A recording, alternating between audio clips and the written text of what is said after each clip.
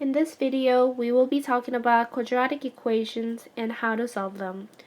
Quadratic equation is in forms of ax squared plus bx plus c is equal to 0, where a, b, c are elements of real numbers and a cannot be equal to 0.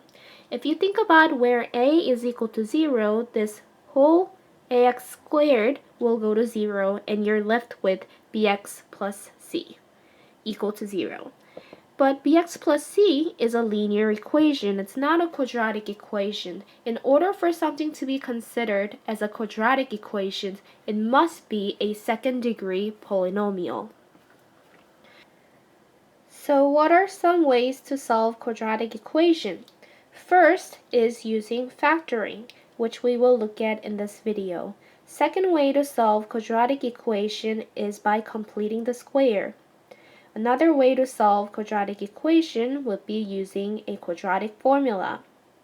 Lastly, you can use calculator to solve quadratic equations. What is a null factor law? It states if a times b is equal to 0, then either a is equal to 0 or b is equal to 0. So let's look at an example.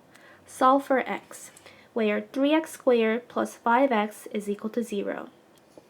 On the left side, x is in common. So pull out the x and we're left with 3x plus 5 is equal to 0. Using a null factor law, we can say x is equal to 0 or 3x plus 5 is equal to 0. Now solve for x on the right side.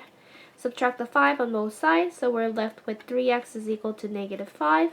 Therefore, x is equal to negative 5 over 3. So here we have solve for x. X is equal to 0 or x is equal to negative 5 over 3. Let's look at the questions on the right side. We have x squared is equal to 5x plus 6. Let's move everything onto one side. So I have x squared minus 5x minus 6 is equal to 0. Inside the bubbles, there goes x and x, because when you multiply two x's together, that gives you the x squared. Next, think about what are some factors of negative 6. When you add, that's going to give you negative 5. So factors of negative 6 are going to be negative 1 and 6, negative 6 and 1, negative 2 and 3, or negative 3 and 2. These are all possibilities. When you multiply them together, it gives you negative 6. But it needs to also have the sum that produces a result of negative 5. So out of 4 choices, has to be the second one. So when we factor them out, it's going to be x minus 6 and x plus 1 is equal to 0. So using a null factor law one more time, x minus 6 is equal to 0. So x is equal to 6, or x plus 1 is equal to 0, therefore x is equal to negative 1. So the answer to the second question will be x is equal to 6 or x is equal to negative 1. Before watching this video, I highly suggest that you stop this video and work through the problems on your own. Solve for x. We have 4x squared plus 1 is equal to 4x. We're going to move everything onto the one side, making it 4x squared minus 4x plus 1 is equal to 0. Now this factors out into 2x minus 1 and 2x minus 1 is equal to 0. So if you try to FOIL them back again, 2x times 2x is 4x squared. And inside you have negative 2x. outside you have another negative 2x, which makes it negative 4x. And then when you multiply the last term, negative 1 times negative 1, that gives you a positive 1, so I have factored it correctly. So continuing with this problem, we can say 2x minus 1 is equal to 0, and then the other one is the same, so now just solve for x. 2x is equal to 1, divide by 2, we have x is equal to half. So that's the answer to the one on the left side. Continuing with the problem on the right side, we have 6x squared is equal to 11x plus 10. Let's move everything onto the one side, making it 6x squared minus 11x minus 10 is equal to 0.